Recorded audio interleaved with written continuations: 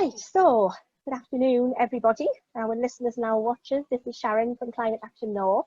We are starting our first session of Let's Talk Nature and Climate, and we can welcome Edward Mayer from Swift Conservation UK. That's it. That's it. And Edward's going to tell us a bit about the Swift, because it is National Swift Awareness Week this week, so we have to be looking at the Swift and the importance of it and see how it fits into the ecosystem. And we're going to learn a lot today from you, Edward, I hope. I hope so. So what do you want to tell us about? I mean, could you tell us a little bit about yourself first, Edward, please? Oh, righto. Yes. Well, my background's mostly managing buildings and property. I worked for the government for many years, for the civil service, managing, amongst other things, managing office buildings. And then I moved on to the Tate Gallery, where I managed all their property services, security, telecommunications, all that sort of infrastructure stuff, building exhibitions, that sort of thing, for a period of 12 years. And that was pretty educational, pretty exciting stuff. I took early retirement. And after, wondering what to do and how best I could spend my time, I started to notice that the swifts, a bird I've always adored and always loved, I noticed that their numbers where I live in northwest London were declining fast. And I thought I'd better do something about it. So I looked around for reasons. I couldn't work out why they were vanishing. So one day I was walking down the road, and at the bottom of the road is a street of these late Victorian villa type houses that have all been converted into lots of flats. And I noticed that one of them was being re-roofed, and the roof was being ripped off. And this was June, when the swifts that lived in that building, I knew they were there, would normally be nesting. And I thought, oh my God, just destroyed all the swift nests, haven't they? And then I noticed that the funding for the project was from Camden Council, my local council. And I thought, oh my God, this is my money, taxpayers' money has done this. So I wrote a letter to the local free newspaper. And I thought, well, basically they'll think it's from a nutter and they'll put it in the bin. And I'll never see it again. And then, to my surprise, the editor rang me up a couple of days later and said they were making it Letter of the Week, which was great. And he asked me a load of details. I gave him a load of details, and they made it Letter of the Week. They put it in a box in the middle of the letters page. And I thought, well, that's that, no one ever paid any attention to that, And then the next thing I knew was the editor was in touch again, and he said he's sending round a journalist to interview me because they were making a half-page spread in the next edition all about swifts. So I thought, well, okay, I can have some effect. I'm not just a minority of one. What the French say, a minority of one is a lunatic, but a minority of two is a political party. I thought, well, I've got a chance here. I can make something out of this. And next thing I knew, Camden Council had invited me to sit on their biodiversity committee, and that lasted for a few years and taught me a lot. But meanwhile, I thought I would get myself educated in swifts because I knew very little about swifts. Cut a long story short, couldn't find anybody still alive in the UK who could teach me much about swifts, and I had to go to Germany. And I found a chap in Berlin, Ulrich Tigers, and a chap in Frankfurt, Erich Kaiser. Now, Erich Kaiser invited me to his house, which is a 4-story Victorian flats building, apartment building. And the top floor has been converted by Erich to house 90 swifts. And the nest boxes built into the building, built into the balcony, all over the building. And in one room, you can open a cupboard door and you're in a black space, and you shimmy into this black space and you squeeze yourself around a partition, and there you are, sitting in front of 12 or 13 swift nests, active, behind a perspex partition, and they can't see you, but you can see them. And so for the first time in something like, ooh, I don't know, 100 years, Erich had set up this perfect observation of swifts in the nest. I mean, you can do it in the Oxford colony, but only at the risk, it's pretty difficult to do it. And they've got tiny little windows, but Erich had a sort of panoramic view of all these swifts in there, coming in and out of their nests, feeding the young, sitting on their eggs all at one time. And I could just sit there and watch the birds. And so one learns so much, because this is a bird you only ever see in high-speed flight. And there they are in front of you. And Erich was an absolute fountain of wisdom about swifts. He'd worked with them since about 1954, I think. And Ulrich Tiggers in Berlin, who's got nest boxes and CCTV cameras built into them, has assembled an encyclopedia of swifts on the internet. And what those two chaps don't know is very little. So fantastic teaching, and I learnt and learnt and learnt from them. And then I came back to Britain. I'd been encouraged by Chris Mead, a fantastic chap at the BTO who knew lots about swifts, but unfortunately died very soon after I met him. Poor old Chris, he was a great bloke. He persuaded me over the course of a dinner party where he poured vast amounts of red wine into me that I was to start a Swift website.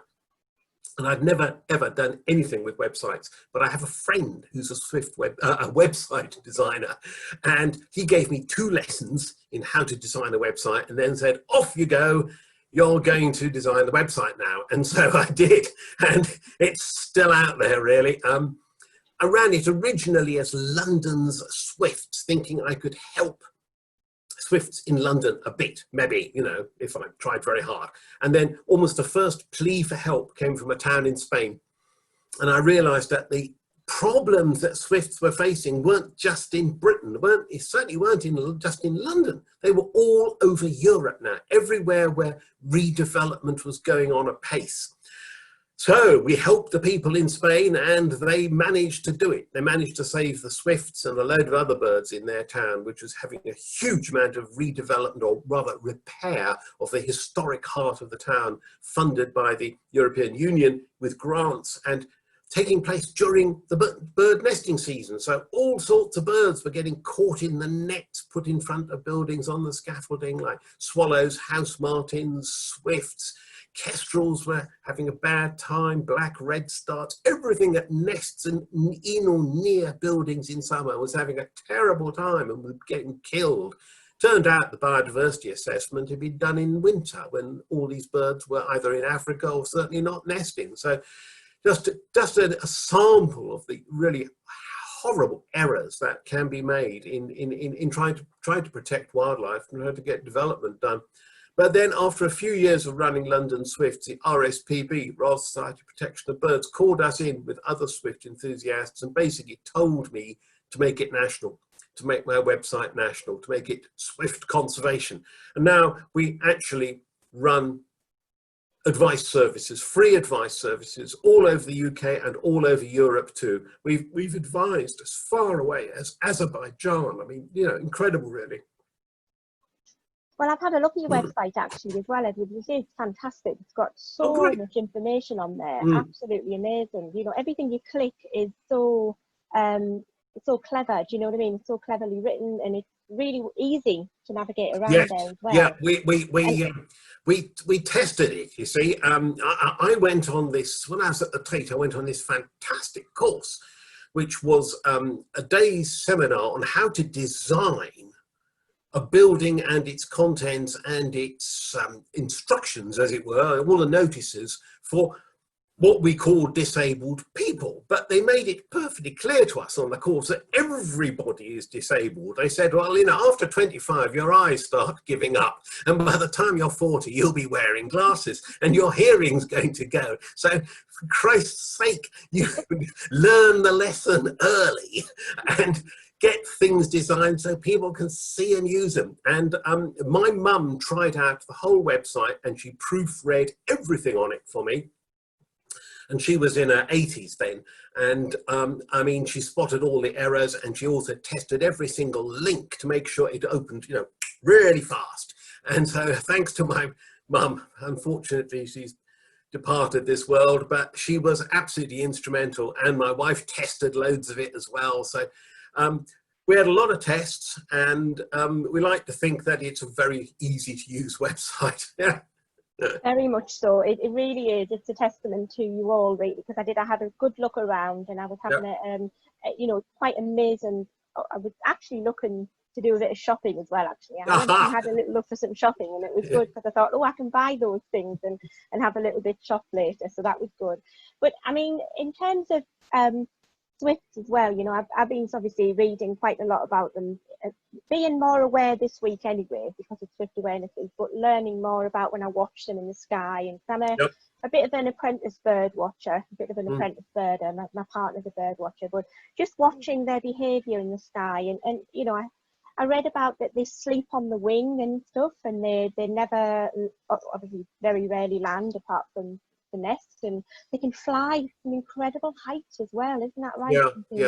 Yeah, it's just a fascinating fact from such a small bird, which is why I really wanted to do this sort of talk about, you know, raising awareness of how something so small can be so strong in terms of its, you know, its ability to survive and how resilient it is, I suppose, as well. So we can talk a little bit more about one of the questions is about the changing climate and obviously what impact that has. But we can probably ask that question later on. But yeah, I mean, it's really good that you have almost sort of built a life around, you know, learning about Swifts and, you know, following them out to different countries. That's right. Yeah. Incredible. and I mean, is that still a passion now? Even so, like now it's you know, do you still get excited when you see a Swift, and you know, is it that kind of excitement that you see when you see one? They've excited me since I was about 6 years old. They're the first bird I really noticed, and they've always delighted me. And I mean, it's the freedom, it's the utter indifference to humans, it's the complete and utter dominance of the air. They can do anything in the air, and they just waft overhead, and they pay no attention to us. And a lot of other birds, as soon as they see us, they fly away. They're frightened of us. We're an enemy. They think we're going to kill them. And Swifts are indifferent, and they just blast overhead and do their fantastic stuff in the sky. And that's what's so exciting about them, that it's, you know, we're earthbound. We stumble along on the earth. It's a terrible effort. I mean, when I was a child and into my teens, I used to have dreams about flying. I would just walk up a little hill and stick out my arms, and I'd be wafted into the air. And that is such a liberating feeling. The only way you can get it really is if you do like snorkeling or scuba diving, maybe. I do snorkeling, and you're weightless. You're weightless when you're snorkeling, and that's almost like flying. I have actually tried flying. My mother bought me a day of glider lessons for my birthday some years ago, and off I went to Colchester and had a wonderful day. You were just wafting around the skies of Essex. But the hard work, I mean, I never dreamt you'd have to haul away on all these levers and pedals and things to actually turn in the sky. It wasn't a bit like being a Swift, but it was terribly exciting. But that sort of effortless flight, oh, it's just so exciting. And every time I see them, I was watching a load yesterday. Every time I see them, it's just wonderful. You know? Yeah, I mean, we were chatting just before we came on to recording, weren't we, about the ones that you went to see yesterday, I think. And I was telling you about my partner just being to see some today, and it's just been you know, an enormous amount of them over huge movements at the moment. They're obviously and is that just a standard part of their migratory sort of path, or is it just is it a phenomenon of some kind? Or we are finding, thanks to the Spurn Observatory up there in Yorkshire, they've been recording phenomenal movements of swifts in June. Swifts moving south down the coast in June in huge numbers. Now, they appear to be mostly second-year juveniles. Now, are they leaving to go back to Africa? early? Don't know. Are they simply free to travel and eat? To travel as far as they like and eat the insects because they haven't got chicks back at the nest to feed? Maybe. So maybe they are just swirling around the UK in prevailing weather patterns, eating the insects that are sucked into those weather patterns and trapped there. I was watching them on a video yesterday going down the coast at Filey, and the swifts are just passing through more or less continuously for several hours, and they were eating on the way. I could see them plucking, you know, darting aside to pluck an insect out of the air. So they were definitely feeding. Now, the winds yesterday down here where I am in Rye, in East Sussex, they were coming from the southeast. And I would expect them, they were warm winds. I would expect them to push a load of insects over from the continent, which might mean food. And up north, it's been quite cool, damp. I think it's 12 degrees in Yorkshire today. There won't be many flying insects around. So if you need to feed, you hit the air and head south and wait for all those insects coming over from the continent, I'd say. So there's stacks of research to be done on swifts. We still, many aspects of their lives are completely mysterious. So yeah, those are the theories that are being aired this week on the internet in chat rooms about swifts.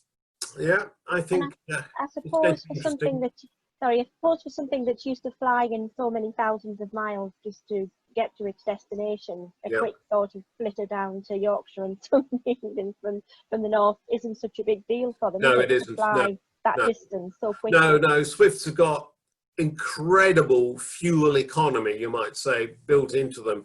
I mean, we know that a swift can fly for 3 or 4 days across the sea with no food and no water. We know they can do the same across the Sahara. Again, precious little food, precious little water. 3 or 4 days, they can do it.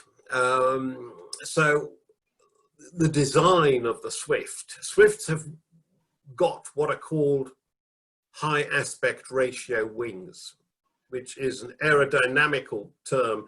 It means they've got very long, very thin wings, basically. And we fit the same sort of wings. You can look at something like one of the new Boeing Dreamliner type jets, and you can see they've got the same wings. And the reason is you use very little fuel if you have a wing like that, which means that with the Boeing, we can fly all the way to the USA or all the way to Thailand without refueling the jet.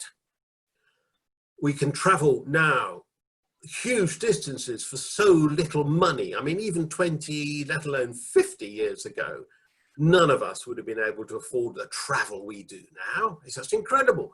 I mean, travel has become so amazingly cheap, and the reason is aerodynamics. We are building economy into aircraft, and the Swift has a load of aerodynamic features of the most advanced sort that we use for highly agile fighter jets, we use for short takeoff and landing jets, and we use for long distance, cheap flight, long endurance jets.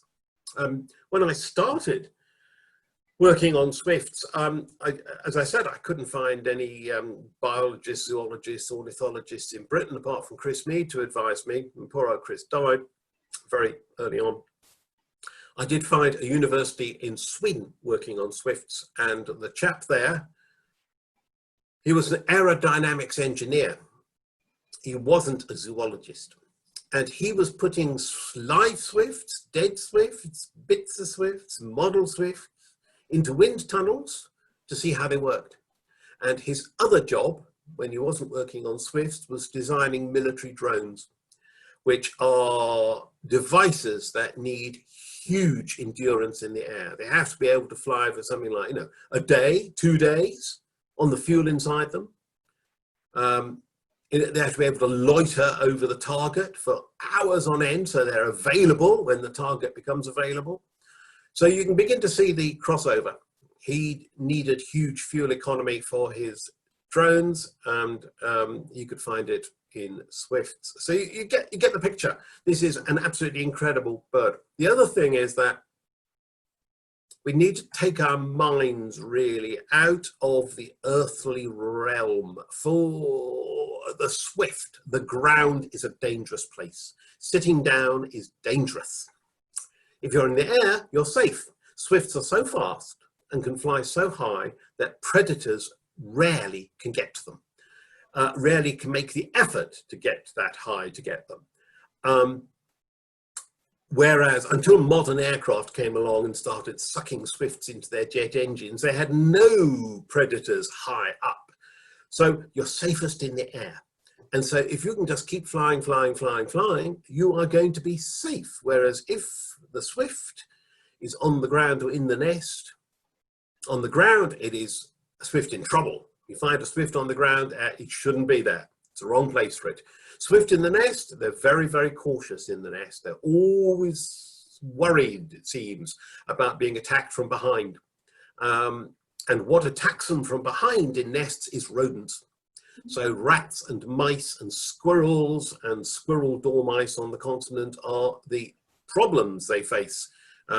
Otherwise in the nest, it's things like rodents coming in from the outside, up creepers, or polecats,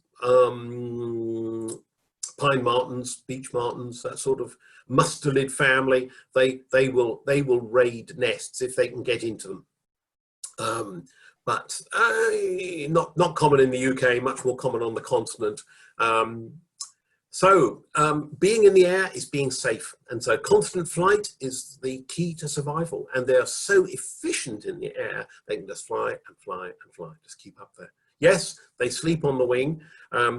Stories that they switch down half their brain and so on, which are prevalent, are unproven. Nobody has yet put an encephalograph on a swift to see how its brain works in flight. I've been told, and it's not far off, there will be some sort of equipment doing that before too long, miniaturized encephalographs for birds to see how their brains work in flight, but not yet.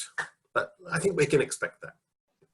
Incredible. It is quite an amazing bird. You know, everything you hear about it really is just, the more I hear about it, I just think how incredible a tiny little, you know, creature like that is. We can learn a lot, I think, from swifts, can't we, really, about the way that they work and the way that they stick together and the way they fly and what they do. It's incredible. Well, it's an interesting topic because certainly I found that people generally considered birds to be stupid until handheld calculators came along.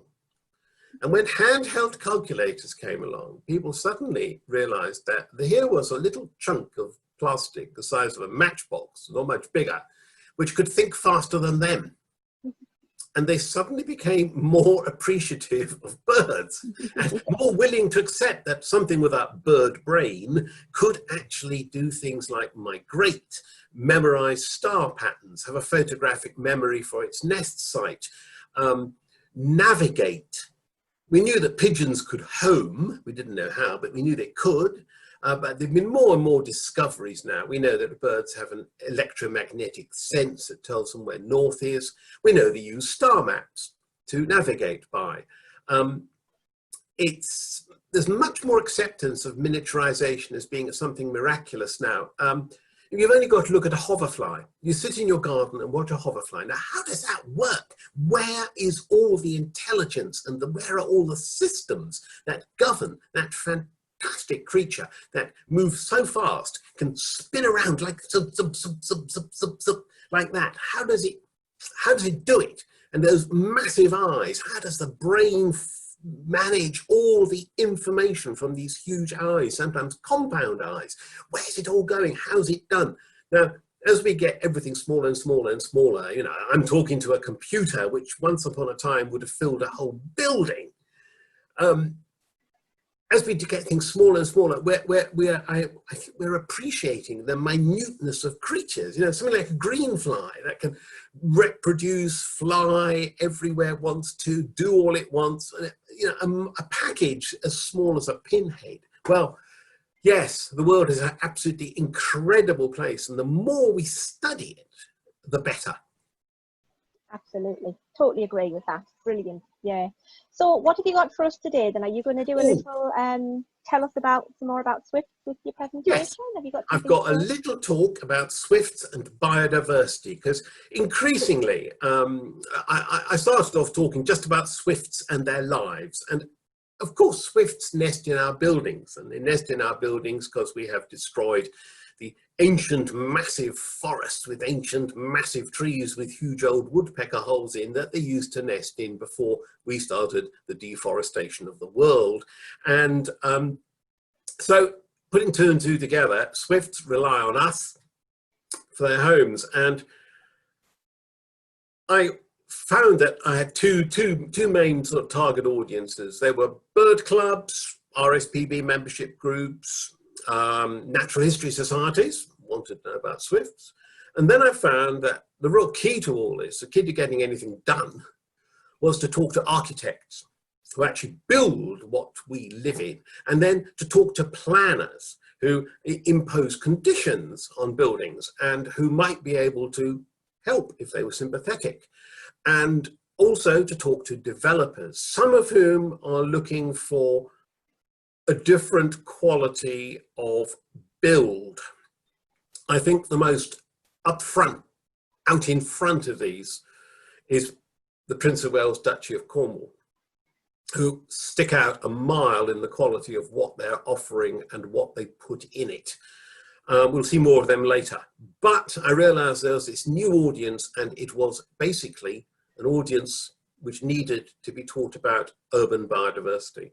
And I had to do a load of research and find out all sorts of things about urban biodiversity and all sorts of good reasons why people should help swifts. And so I developed this supporting and enhancing urban biodiversity talk, which in various forms I now give to architects and planners, developers, and increasingly bird clubs, natural history societies, because urban biodiversity is becoming, as we cover the land in buildings, urban biodiversity is becoming ever more important a topic. And so I'm now going to run to my urban biodiversity talk. Here it is. That's it.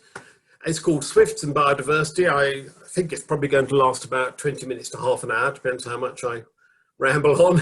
But we start off with a photograph of swifts nesting in the gable, naturally in the gable of a man called Chris Richards, who sent me this lovely photograph of the swifts dancing around in the sky. And they'll be getting in through those tiny gaps you can see, like here, and nesting on beam ends. There'll be wooden beams running through, holding the roof up, and the swifts will wriggle in through the gaps and pop onto the beam ends and build a tiny nest there.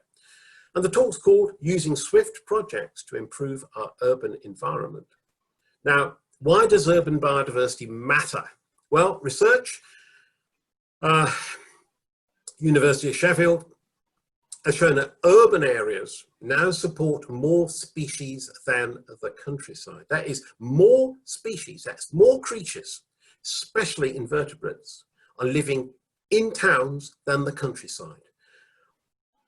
The reason for this is that towns have much more variety of habitat than the countryside now does, and they are not treated with insecticides, biocides, herbicides, fungicides, molluscicides, you name it, than the countryside is. Professor David Goulson has shown that down in East Sussex, some farmers are having a single crop of oilseed rape sprayed more than 22 times. A single crop, 22 sprayings. I mean, that wipes out all life, more or less, except the crop and pests that directly feed on the crop, like wood pigeons. There's just not going to be much left at all in places like that. So where does the wildlife cling on? It clings on in towns. You get parks, you get canal banks, you get allotments, back gardens, especially neglected back gardens. You get rooftops that get wet in wet weather and life can live up there. You get reservoirs, they aren't sprayed. So there's a huge variety of places where life can cling on, wildlife can cling on in towns. And basically what this means is that our urban areas have become nature reserves. And the great thing about that is that they can improve our health. Here's a picture of a swift close up. See the lovely little claws on its feet. It's a youngish swift. It's got white feather edges on its head and its leading wing edges. When it goes adult, it will lose all that white and only have the white under the chin here. That's all that'll be left. But those white markings there indicate it is a new swift. They last for about 6 weeks. And there's a cloud of swifts in the sky here. Now, biodiversity, for the first thing, it can get us off the sofa. Incredibly, my generation was brought up on Oxfam, Biafra, starvation in Africa, starvation in Ethiopia, huge rock concerts to help solve the starvation problem. And now, more people in the world are suffering from obesity than from malnourishment. It's just incredible. And to quote Hugh Barton, who wrote the World Health Organization's Healthy Cities, we have been quite literally building unhealthy conditions into the fabric of our cities, towns, and villages. And yet, we know from very, very simple but effective research that green spaces around us means we feel good. 25,000 Londoners described their mental well-being and gave their postal addresses to Dr. Vicky Holden of Newcastle University, and she mapped it and put it dead simply. The further they were away from a nice green space, a nice park, something like Hampstead Heath, places like that, Hyde Park, Regent's, or lovely Richmond, lovely parks. The further away they were from these places, their feelings about life satisfaction, worth, and happiness declined. Simple as that. And at a time when we have an absolute epidemic of mental health problems in Britain, when feelings of anxiety are tormenting huge numbers of people, when the National Health Service is doling out more antidepressants than it's ever done in its history, we've got to think about making ourselves feel better naturally. We can't drug ourselves into feeling good. We can't be completely drugged all the time. The occasional gin and tonic, bottle of wine, fine. But anything else, we really are starting to drive ourselves into a space of danger, insanity, heading for worse and worse, and that is no good at all, and it's down to how we live. Really, it's time to take stock. This is an aerial photograph of Hong Kong. This is modern living. I mean, is it healthy, enjoyable, rich in activities, or just offices and dormitories and pollution for office workers? Are we going the same way? I look at the centre of London with one glass tower going up in the city after another, and I think, yeah. And look how many people have felt so much better working at home during this COVID crisis. They're relaxed, they've got a garden, they don't have to commute, they don't have to be packed in unhealthy trains, they don't have to waste hours and loads of money thundering to and from some glass tower office. No, they can be comfortable.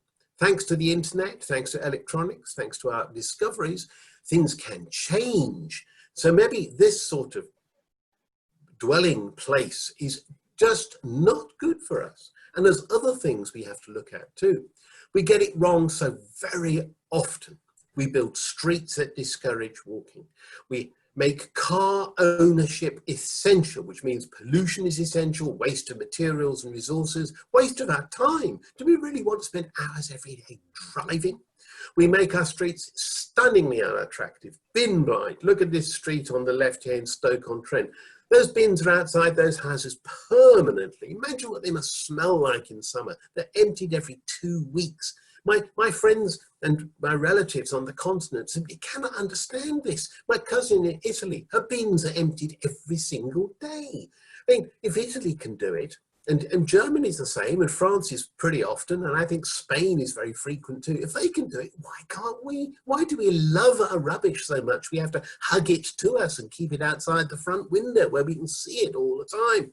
And here on this one patch of green here, which could be something very different if people thought about it, we got the bins. And here we have a street no one's ever going to want to walk along. And that's my local Sainsbury's car park. My God, you lose the will to live when you go through that. And that's just a street full of cars. You wouldn't let your children play there. You can't really walk your dog there. It's just horrible. We really do mess it up, don't we? And it can get even worse. This, believe it or not, is Aylesbury, pleasant little country town. We have reclaim Aylesbury, fix the lifts, property is theft. No demolitions. People aren't very happy here, are they? And here are the local kids, none of whom will dare show their face. They've got their pit bulls, they're peeing against the garages. It's all graffitied. Now, don't think this is some sort of accident. This happens because people have taken decisions. Somewhere or other, people have taken decisions, and the inevitable result is this. They don't fix the lifts often enough. There's no money to do this. These are political decisions. Someone somewhere has decided that this is okay. This is okay. They don't have to see it. They don't have to live with it. Other people do. But it's no good. It's no good. Even if we don't live there, we're going to pay for it. Because this encourages crime, ill health, social dislocation, mental problems, and we end up paying the police, the NHS, and the social services to deal with it all. It's what Daniel Patrick Moynihan, the US politician, called the uglification of America. Well, this is the uglification of Britain, and we really have to think very hard about what is going on here and how we can turn it round. There are many ways. Where I live, there's a do-it-yourself trend for street trees. The council used to come round and pour glyphosate, or their contractors did, all around these trees, quite often killing them. They used so much or damaging them. But locals took over and started planting flowers around them, and it just makes a whole difference. Here in Walthamstow village, there was a vacant spot. And locals took it over, and he says, this perennial meadow was sown in 2012 in our community, by our community, to celebrate the Queen's Diamond Jubilee. And it was full of flowers and butterflies, and I can hear grasshoppers. Only a small patch, but isn't it great? And how nice, how satisfying to do it. You can say, oh, look, all up and down the street, lovely flowers, and it's me and my pals that did this. It's not just old beer cans and dog excrement, it's bingo, it's lovely flowers. You can do it yourself. And there are now schemes where we're using Swifts as part of an urban renewal program. And this is the Dublin Swift Group and the Haven Pharmacy, supported by Dublin City Council and involving local people. And they are doing up neighbourhoods. And here the Haven Pharmacy has got a new shop front and Swifts all over the side wall, painted by a local artist. And it brightens the whole place up, makes people less worried about urban dereliction. It stops the graffiti because it's already been done by an artist. And you've got the whole, people can come to the pharmacy without feeling, you know, that it's a bad part of town. And it brings life to the streets again. So jolly good. Why not? Have a go. It's you know, the whole scheme is put together with the council. It's got official backing, it gets official funding. It's a good idea. Now, you can, in fact, revive a whole town with Swifts. And the people from Harleston in Norfolk, they came to see me and they said, do you think we could use Swifts as part of our programme of urban renewal? And I thought, well, this is just, you know, I never heard of any such thing. You know, put up a few nest boxes, yes, but urban renewal with Swifts, well. Anyway, we had a nice meeting and a long chat, and they convinced me. Now, Harleston is one of those towns that is determined not to become just one of those high streets where all the shops have been either converted to charity shops or second homes, and people blast through at high speed in their Range Rovers to the out-of-town shopping centre, and there's nobody on the street and nobody talks to each other, and it's just ghastly. I've been to plenty of places like that, places in my childhood that were full of farm horses and tractors and people going to and fro and shopping and chatting, and now are just dead, dead, dead. And oh God, they're so ghastly. No, well, Harleston was determined to keep economically successful, and the key to that was getting people to come into town. So they had all sorts of ceremonies and events, and they thought, could they use Swifts? Could they welcome back the Swifts? It's done in a few other places. Anyway, they thought, yeah, they've got this chap, this chap here in the orange tabard and helmet, and he is their flag waver. And for various events, they've waved flags up and down the city, town streets, and they hang flags off the buildings, you see. Well, this chap has got a Swift flag, and the flags on the buildings are Swifts and the flags of all the countries that the Swifts fly through on migration, and they've been made by the senior students at the school who have a silk screening press, and they make the flags, part of their education, a bit of fun doing some designing. Then they have the tiny tots, no photograph here of the tiny tots, must find one, and they cut out thousands of Swifts at school and colour them in the colours of the nations that the Swifts fly through on migration. And then the senior ladies here, they put together these vast mobiles, absolutely gigantic things, which then get put up in the church, here's one, and in the public buildings. And then they get all the chaps around town who've got a bit of spare time to make Swift nest boxes and slap them up on buildings. So, wow, we are getting, first of all, we're getting people into town to see all this. And then we're getting all these people. We're getting the tiny tots, the school kids, OAPs, local lads, all working together on one cause, which is, well, one, Swift, and two, getting Harleston into a good economic state of health and making it a nice, friendly, chatty place to live. So all these people who normally wouldn't talk to each other, wouldn't even meet each other in their daily lives, start meeting each other and start having a common aim and start chatting. So we've got economic drivers, social melders, educational. Everyone's learning something from this, even if it's only had to cut out a paper Swift. We've got biodiversity indicators. Once they start mapping and logging their Swifts, they've got some valuable data they can pass on to the British Trust for Ornithology and use in their local planning to say, okay, we had 50 Swifts 10 years ago, now we've got 120, and we think, we can build it up to like 200 with a bit more work. So we've got biodiversity indicators. Unique selling points, Harleston, Swift Town. Come and have a cup of tea and watch the welcoming back ceremony for the Swifts, and then trot around town and do a bit of shopping.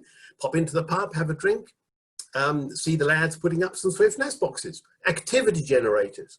All these people have got something different and new to do, to talk about. It keeps the mind active, it stops people getting bored, it stops them popping the little antidepressant pills. Something to do, something to make life worthwhile. You can do it this way. And you can also demand biodiversity features from councillors, planners, developers. We're a bit behind on that in Britain. We're not really upfront enough. There's plenty of examples out there. And on my travels for Swifts, I just take photographs and look what I find. This is Basel, Switzerland, and this is a tram street. Now, trams are noisy. So they have, on this upper level road here, they have grown all over this wall huge quantities of ivy. It was stuffed with birds. There were blackbirds and robins singing when I went into it. Best of all, it dampens down the noise from the trams, and it stops like dust and dirt blowing around. It gets absorbed by the ivy, and ivy is simply fantastic for supporting wildlife. There's tons of nectar, tons of fruit, tons of flowers, loads of leaves for like holly blue butterflies to eat. They eat ivy as well. So it's really good. Here is the old tramway around the harbour in Bilbao. That's the Guggenheim Gallery. Is it Gulbenkian, I think. No, Guggenheim Gallery over there. A fantastic building made out of sheets of titanium, absolutely incredible. Anyway, they've decided, like Basel, a way to dampen down the noise from the trams is to have grass around them. It also provides some environmental worth. My wife and I found blackbirds nesting in this tree and feeding on the grass here in between trams. It also lets water get back into the ground rather than flooding into the drains and overloading the drains, because Bilbao is a pretty wet town, actually. And and it just makes the air fresher and less dusty and dirty. So the idea really with Bilbao is to make it much more friendly for tourists and nicer to walk around. It used to be a busy port with a chemical industry, but that's all gone. It's now basically service industries and tourism, and it's a jolly nice place. And I can tell you the food is fantastic, but it's got lots of features for biodiversity now. Finally, Vienna. This is a major public park in Vienna. There's a tram going past. These are the, the sort of Boris bikes that they have in Vienna. And here we have a great growth of grasses. I think part of the idea is to stop people shoving the bike straight out onto the street and getting splattered by a tram. So it's a safety feature, but also it's very attractive in its own right. A nice, great bank of wild grasses. But starting, you can demand all this sort of thing of councillors and planners and developers. They won't have thought of it. Most of this has been done to make the city nicer to live in. Or good reasons, noise abatement, nicer for tourists, nicer for people walking around town, cleaner, greener, nicer smells, less pollution, less dirt. But starting off, the simplest thing to ask for is Swift bricks. This is the S brick, latest one on the market, only costs 30 quid, can be made to fit any brick size and colour, and already successful. Already test models have already had Swifts nesting in them, and you can slap these into any building that's got solid walls. You can face them with stone if you want to match the stone of the wall. So starting off with a few small things like this, you then build up to the really big, great schemes. Sorry. There are lots of good examples to copy. All over Europe now, people are starting to get more imaginative. This is the shopping centre of Cologne in Germany. It's mostly pedestrianised these days. A heavy emphasis on using bicycles and no fear of ivy. When I mention ivy to developers in Britain, they sort of curl up and die of the horror thought of ivy on their buildings. Here, the Germans have just go straight up street trees, and they've got other climbers going straight up the walls of modern office buildings, up the drain pipes. No problem at all. This is Bilbao again, and they've got a lovely little country stream on both sides of the boulevard. And look at that, it's just gorgeous. You could be right out in the countryside, and it absorbs pollution, gives a bit of water, a bit of shelter for wildlife, and it stops people jaywalking. Nobody's going to jaywalk over this lot and get splattered by the trucks and cars. But what a lovely idea. And here's New York. I mean, New York has got this old elevated railway, didn't need any more.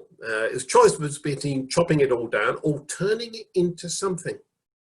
And they turned it into the High Line, a green corridor, planted and for walking and jogging and running. And what a lovely idea, because New York is right on a major migration route. It's right on the East Coast Flyway, so-called, and you can stand in, pick the right day, and you can stand in Central Park, and suddenly there's hundreds of flycatchers all around you, and an hour later they've gone south. And a really good migration morning in New York. I've been right up at the top end of Manhattan, at the Cloisters Museum. You're really high up there, and I've seen all these geese, these black brant geese pouring down the Hudson on migration. Just fantastic. And the gardens of the Cloisters were stiff with warblers, mostly magnolia warblers, all heading south to Central America, South America for the winter. And imagine what this can do. This generates so much insect life that it'll feed birds like martins and swifts coming through as the insects waft up into the air, and it'll also feed warblers as these shrubs grow. The warblers would be moving through, pecking off all the insects to feed up on their way south. What a place. What a nice idea. And it gets people exercise in a town where exercise is a bit tough on the streets. Now, there's lots of people doing things now, and I mentioned Prince Charles and the Duchy of Cornwall. They are really waving the flag for incorporating bird bricks in homes. Now, the sort that they're installing can be used by sparrows or house martins or swifts and even blue tits. They are basically these boxes put into the wall. We know that swifts will use them. They were initially all designed for swifts, but we found that other birds love them too, even house martins. Here's a house martin using a swift brick in the Duchy of Cornwall's development. And you can see the sort of buildings, and there is one of the holes of the swift bricks, and there is another there. And there's another one down here. And they just pop them now into every dwelling. There's 2 on this one, one there, and the birds will just move in and use them. And all you've got to do is spend a few quid. I mean, 30, 40 quid. Well, people spend 130 for a tap these days. I was on one project where the desk lights were going to cost almost £700 each.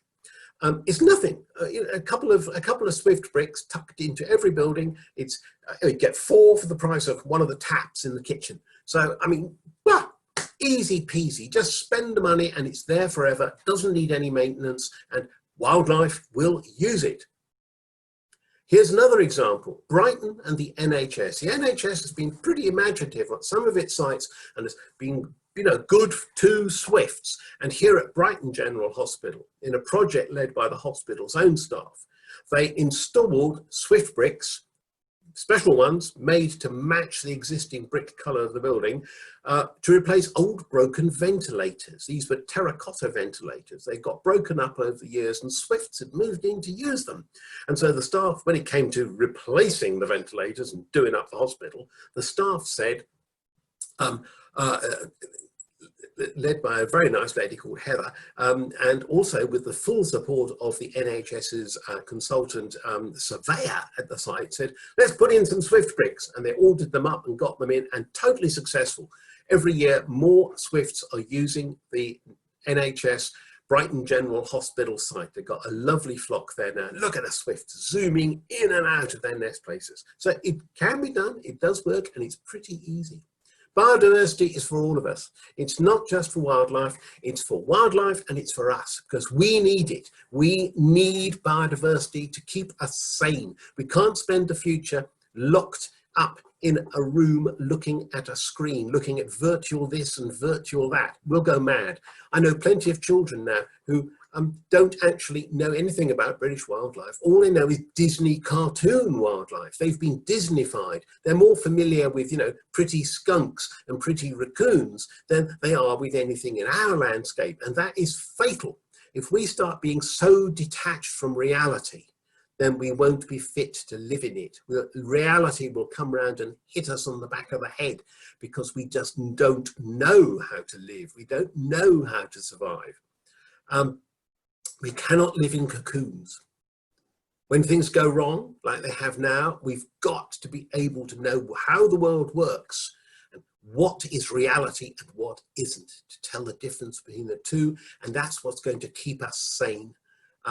Also, we need this stimulation outside. My great aunt, who was a hospital matron, told me they did some surveys in the late 19th century to see what colour walls patients got better quicker with. Surprise, surprise, when they painted the hospital walls green, patients got better faster. Fancy that. There's a message there, and we ignore it at our cost. Thank you very much. Thank you for listening. Hope you enjoyed it. Thank you very much. That's brilliant, Edward. Yeah, I really, really enjoyed that actually, because I was actually really interested in the Swift bricks as well. I live in a very old property with stone walls, which is incredibly hard to put a picture on a wall, you know, it's really hard. And there's all sorts of rubble and everything inside the walls when it was built, because it was an old farm building. So I always wondered about how we could have adapted the property for a Swift brick, but now I know, because obviously that was the last one you showed with the hole in the wall would actually be all right to go into like a solid wall property. Oh yes, perfectly okay for a solid wall. You've just actually, I mean, the difficult bit is chopping out the hole in the solid wall, but there's plenty of Swifts nesting in solid wall properties, and indeed in northeast Italy, from about the 14th, 15th century onwards, they built special solid wall towers to breed Swifts in to eat. And I can send you some pictures, but they basically farmed Swifts, and they were in these very thick walled buildings, and they built a sort of bottle shaped space in the wall with a narrow hole leading to the outside and a sort of the bottle bit of the bottle inside, and then a wooden stopper on the inside wall. so they could take out one chick from every nest for eating. But yes, solid walls are perfect for swifts because they've got great thermal consistency. They don't cool down fast, they don't heat up fast, so they provide nice steady temperatures for the swifts to breed in. Fantastic. I'm definitely having a couple. Right. We're definitely putting a couple in our wall. That's brilliant. Right. We have been wondering how to do it. But I do have a couple of questions. I don't know whether you can maybe help me. Some of them have been sent in by our sort of listeners and watchers. But we've obviously we talk a lot in Climate Action North about, we're set up to address climate change and act in a climate emergency, because obviously we are in sort of a really difficult times at the moment. Do you think that the change in climate is having an effect on swifts and their route and their flyway and stuff? Do you think it's having an effect, or do you think they're just adapting like we all are? As far as we can tell, they're ignoring it. Some birds, like warblers, for example, warblers in Spain are actually nesting, say, a week earlier than they were maybe 40 or 50 years ago, which is a phenomenally large change.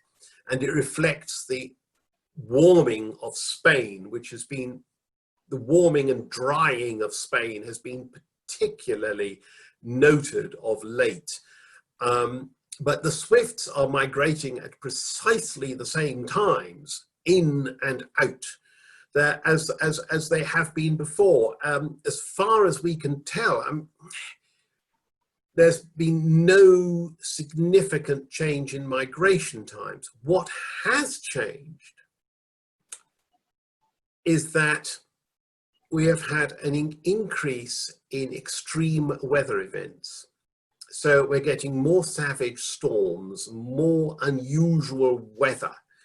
And that has caused swifts a huge amount of problem. It seems to be that almost every year now, we get a mass slaughter of swifts due to changes in the weather. This year it was in Greece. Swifts pouring up through the Middle East and going through Greece to occupy Central European and West Asian sites. Met a band of savagely cold, wet weather. And when that happens, there's no food, there's no insects, nothing is hatching, nothing is flying, and the swifts just die. And this happened to swifts and swallows as well, and it made the international press.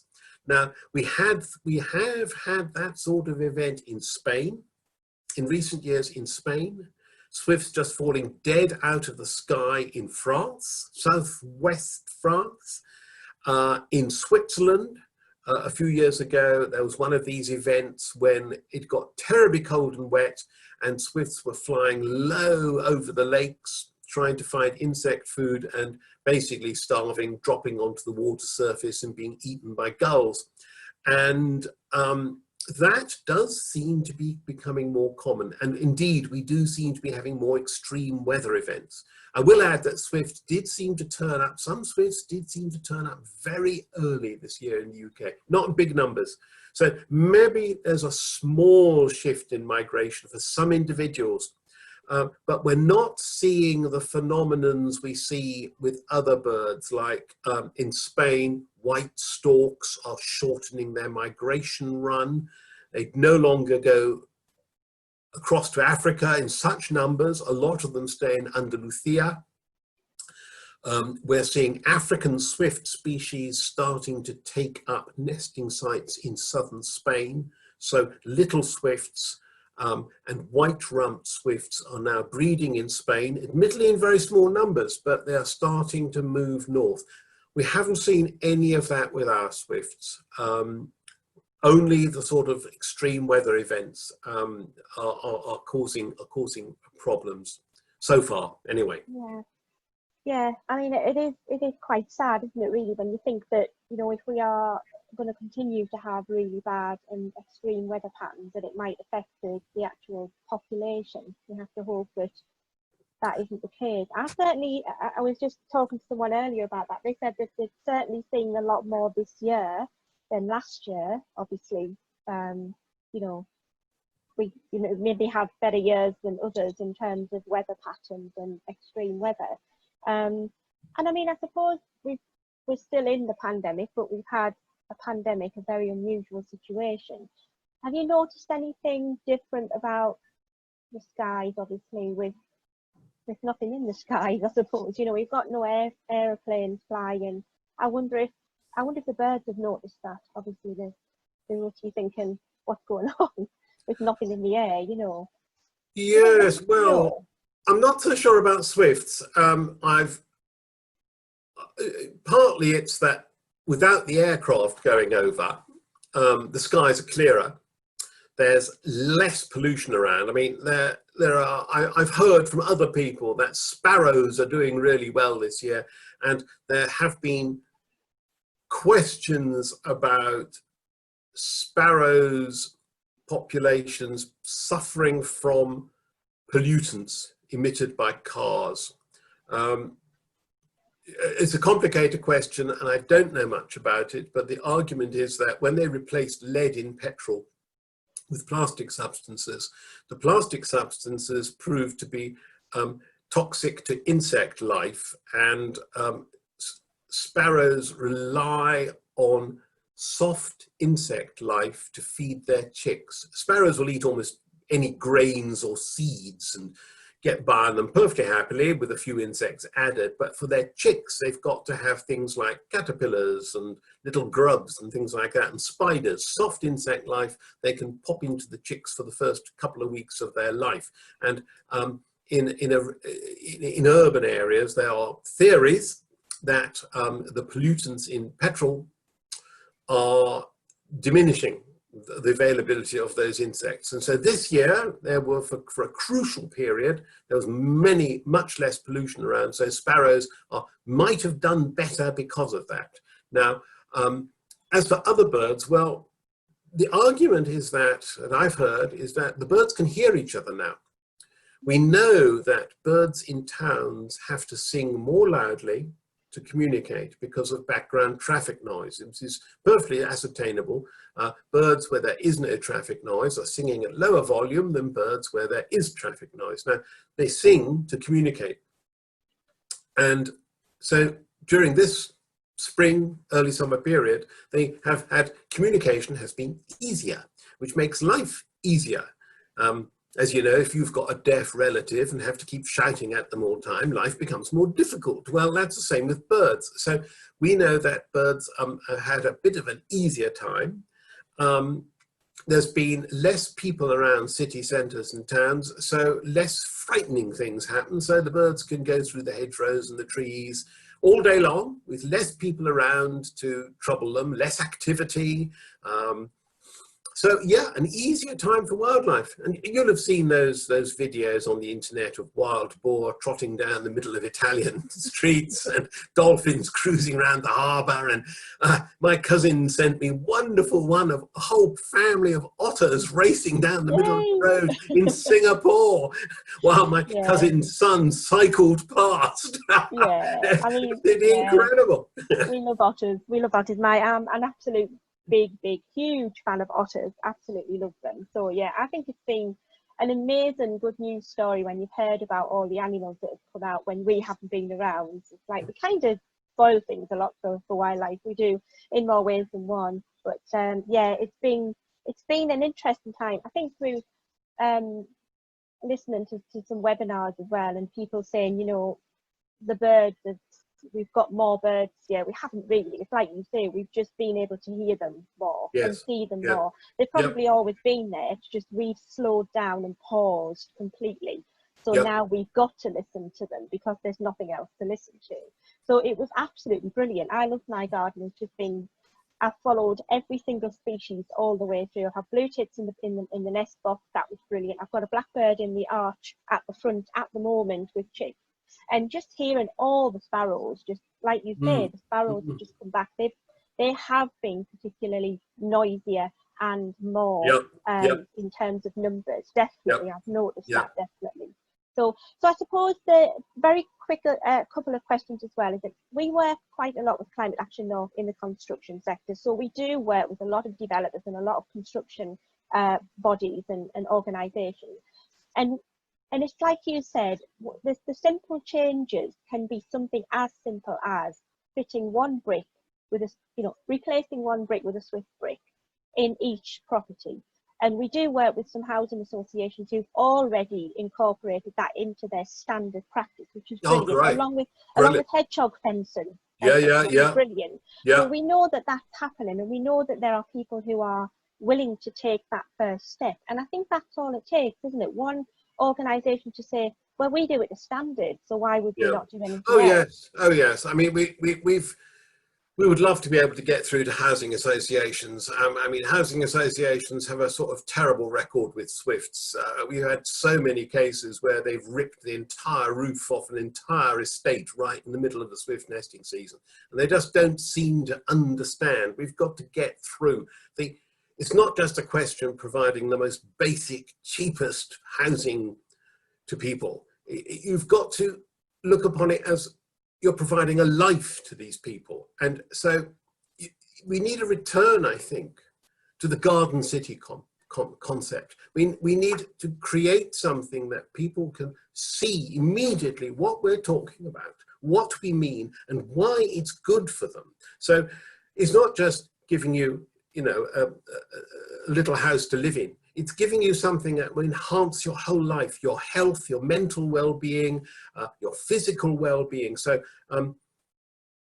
a house with a garden, something to do, a beautiful place, careful consideration of the balance of traffic and cycling and walking. It all has to be thought through so you don't create urban hells. And we're so good at making urban hells. We're so good at making everything so cheap it's just nasty. I mean, remember what George Bernard Shaw said, there's no product that someone cannot make cheaper and worse. Well, you really have to think through the implications of that. We end up living in a pile of the cheapest possible contracts. And what do you think it's going to be like? Well, it's going to be perfectly horrible. And there's creating a mental concept that says, I want to live like this and I won't buy this horrible place unless it looks a lot better. And then there's regulation. I mean, if it wasn't for laws, we wouldn't have earth on our electricity, we wouldn't have a stopcock on the water on our premises, everything would just be as nasty and cheap and dangerous as possible. We only get there by sensible people saying, hang on, we need actually to have some standards. Those need to be applied. I think the country is crying out for a biodiversity bill that says you cannot use these toxins in an urban environment. You cannot use metaldehyde for slug pellets. You cannot use you cannot use neonicotinoids. There has to be a control of what is used in urban environments. Most of the poisons being poured all over gardens and down drains are completely unnecessary. There's nothing beyond the U-bend in your toilet that is going to kill you. It's a fantasy to think you actually have to pour gallons of bleach down the toilet to kill it. All you need is a brush and some soapy water. But unfortunately, the industry tends to sort of over-exaggerate the problems and come up with ridiculous solutions, unneeded on this voyage. So we really have to start thinking very hard about our urban future and designing one that is going to be good for us every single way. Totally agree, and I think there's a lot of work to be done on that. I think there's, if we can get sort of more control and more biodiversity action plans, I suppose, not many people have biodiversity action plans these days, but they should have. Every single organisation should have one when they are building as well. And I think that's what we're going to be looking at anyway. I think with part of our work in the future is how can we, perhaps. We do a lot of work about rewilding the North Business Parks. We have this whole programme called Pollinator Park. So in amongst our rewilding and, making place for pollinators and nature and biodiversity in a business environment, why couldn't we have a Project Swift or something? We could ask sort of businesses and organisations to retrofit stuff. So retrofitting is probably our biggest opportunity, I suppose, for working with businesses. I work with a lot Yes, of businesses. yes. Can we get more retrofitting rather than, you know, we work with developers as well, but on the flip side of that is with the businesses that we work with, whilst we're doing a pollinator park, for example, why can't we get them to sign up to a Swift box or, you know, hedgehog fencing, anything like that that's going to encourage more biodiversity on the site. And it's obviously in areas where it's going to be safe for wildlife. I'm not talking about putting it in the middle of the business park where there's loads of traffic, but maybe on the you know, the outside facing walls that would face, you know, rural landscape Well, or you've got, fields, you yeah, know, you've got anything. loads of opportunities. In a business park, you've got loads of opportunities. You can put certain species on the outside, certain species on the roof, certain species up the walls, and certain species along the footpaths. You just pick, you pick and mix what is good. I mean, if you put ivy up the walls, you're going to get lots of insects in there and some birds too. I've got a colleague who runs the Frankfurt Swift Group, and they work primarily with institutions and big companies. And what they do is this: they wait and look for a big building project, say a big new building, or this old building is being re-roofed and re-gutted. And then they go and work with them. They say, can we work with you and put up facilities for Swifts? So when the gutters go on, this chap and his team, they'll go up the same scaffolding, they'll have all the safety equipment, they'll be inducted in how to work on this scaffolding, they'll go up and they'll run a line of, say, 50 nest boxes continuously under the guttering. So that this big new office building has got one long continuous nest box with 50 bays in it for Swifts underneath the gutter. And on a new building, they will go up and they'll just fit nest boxes right along the building. So, but they work in partnership with the developers, the builders, and they're using the same scaffolding. And that, of course, is brilliant because that takes away your main expense. The nest boxes are relatively minor expense. The expense is the access equipment, the cherry pickers, the scaffolding, that costs thousands. So if you can share it, and the Frankfurt Swift Group specialize in sharing it, they've hit on this magic recipe. The developers like the idea of having a big biodiversity feature, free, and they're willing to share the access equipment with a team of people who are fully kitted out for health and safety and working at heights. So you can do it. I mean, if you really put the effort in and learn your stuff and think up this unique working plan, you can do it, and no problem at all. The other thing you can do with business parks is green roofs.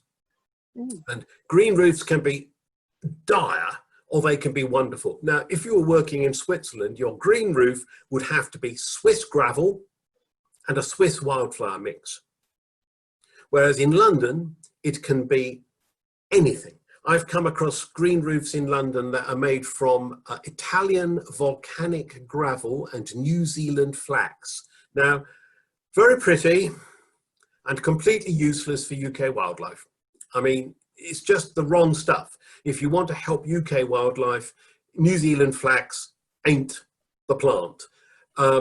I've got a colleague, Dusty Gage, he specialises in green roofs, and he taught me all about the Swiss ones because he'd been to see them, and he produces green roofs in Britain that are compatible with the needs of British, European wildlife. I mean, our wildlife is pretty. I mean, on my first day in India, I saw blackbirds, robins, grey-lag geese, mallard ducks, shoveler ducks. Plenty of the wildlife covers the whole zone, so it's not that choosy. You can plant, in your planting, you can plant things that go from here to India, and you'll probably satisfy a lot of wildlife. You'll have to get very specific plants for British moths and butterflies, sure, but you can do a lot with a wide range of European, UK plants. Don't be too worried. But you do have to think about your planting. You can't put in tropicals, exotics, and think it's going to benefit European, UK wildlife. It probably won't. So you can do an awful lot. I mean, I've got a friend who's got a flat in Belgium, a small town in Belgium, and he built a green roof on top of his flat. Now, he put in a thick substrate, something like 6 inches of substrate, because it's a reinforced concrete building. It can take the weight. Within a year, he had got 2 previously unrecorded, very rare species of bees living on that roof. It works. You create the habitat, they will find it, they will move in. So don't be discouraged that there's nothing there now. If you create the ideal habitat, something is going to find it and move in and use it. So be brave, you know, do your research, get the right plants in, get the right sort of gravel and substrate in, and you, who knows, but you can turn a business park into well, an earthly paradise, but you can certainly do an awful lot with it. Whereas most of them are just ghastly. You know, there's tarmac and loads of water going straight off into the drains and causing flash floods. There's hideous steel walled buildings, all of them grey. I mean, I was talking to one architect. So, oh yes, he said, oh God, the grey box environment. There's grey boxes everywhere now. Used to be an interesting power station, an interesting factory, a bit of fine Victorian engineering. What have we got now? Grey steel boxes absolutely everywhere. It's got to stop. We've got to cover them with green and get some life in the place. Oh dearie me, don't get me going. Well, if it makes you feel any better, we're on it. We're on it Oh, in the northeast anyway. We're doing our best. Yeah, we're trying our best. We really are. We're working our way through and see how many we can get on board. So, yeah, I mean, that's been absolutely fascinating. Thank you so much, Edward. One last question I would like to ask you is, have you any particular calls to action that you'd like to say here? What could we do? What could our listeners do? What could our watchers do? What can we do to help Swift, apart from all the things that we've discussed here? Yeah. But, you know, have you any particular call to action that you would say, this is one thing that you can definitely do? Or a number of things, you know? Well, there's 2 things. I'll say 2 things. 1, put up nest boxes. And 2, don't use any chemicals in your garden.